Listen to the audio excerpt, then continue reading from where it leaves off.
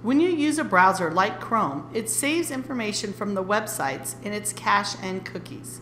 Cookies are the files created by the sites that you visit. Cache remembers parts of the pages to help them load faster during your next visit. But when the cache gets too large, it can actually slow things down. Cookies can also cause problems. So it's a good idea whenever you're having issues in your browser to clear your cache and cookies. So in the upper right hand corner, you'll click on the three dots, and there are two ways you can get to it. Go to Settings, choose Privacy and Security on the left hand side, and then click on Clear Browsing Data. You also can get to this window by clicking on the three dots, clicking More Tools, and choosing Clear Browsing Data here. There's also the shortcut of Control-Shift-Delete. Once here, you need to make your choices.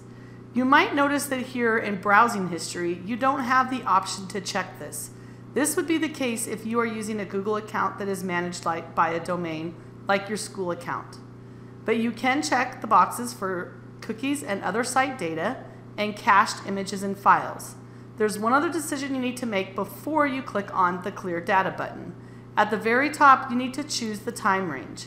If your Chrome browser is acting sluggish or you're having quite a few issues, you might just want to choose all time and give yourself a fresh start.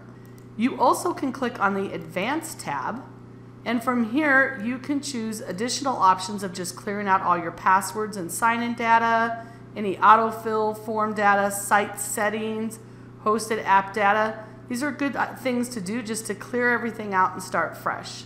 So once you are done with that, you would click on the Clear Data button.